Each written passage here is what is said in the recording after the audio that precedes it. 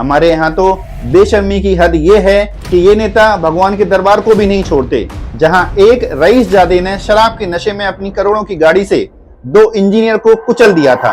नमस्कार दोस्तों, मैं हूं सचिन पथरिया से। क्या मेरी तरह आपने भी कभी महसूस किया है कि हमारे देश में 2 तरह के लोग पाए जाते हैं? एक वो जो आपकी और मेरी तरह दिन रात मेहनत करते हैं, ईमानदारी से 2 वक्त की रोटी का जुगाड़ कर पाते हैं, और दूसरे वो लोग हैं जो रसूखदार हैं, जिनके पास अथाह पैसा है, सत्ता है, जिनके लिए कानून एक मजाक बन के रह गया है।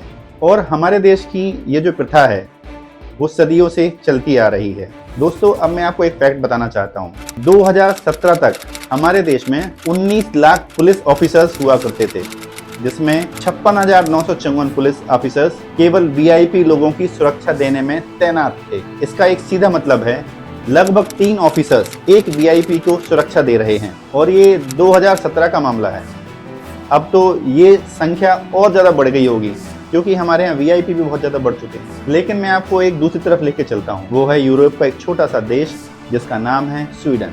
यह देश एक समय पर हमारे देश की तरह यहाँ शाही परिवार और ऊंचे पदों पर लोग बैठे हुए थे, खास सुविधाएं ले रहे थे। आम जनता और सत्ता के बीच की दूरी बहुत ज़्यादा थी। लेकिन 1930 के दशक से लेकर 1970 के बीच इस देश में एक बड़ा सामाजिक और राजनीतिक बदलाव आया, जब वीआईपी कल्चर को धीरे धीरे खत्म किया गया। जब वीआईपी कल्चर खत्म हुआ तो सबसे बड़ा बदलाव नेताओं के व्यवहार में देखने को मिला।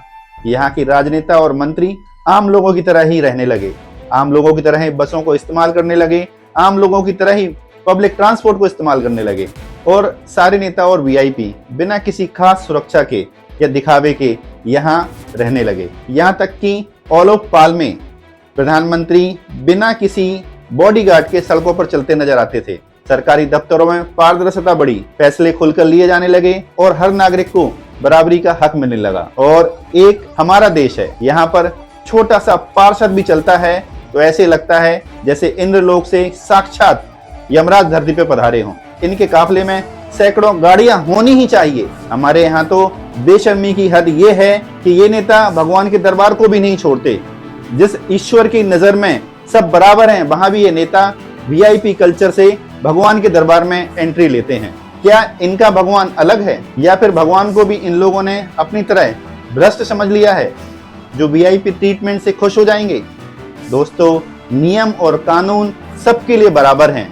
ये लाइन आपने और हमने बचपन से ही टीवी और फिल्मों में सुनते आ रहे हैं, पर क्या नियम सच में सबके लिए बराबर हैं?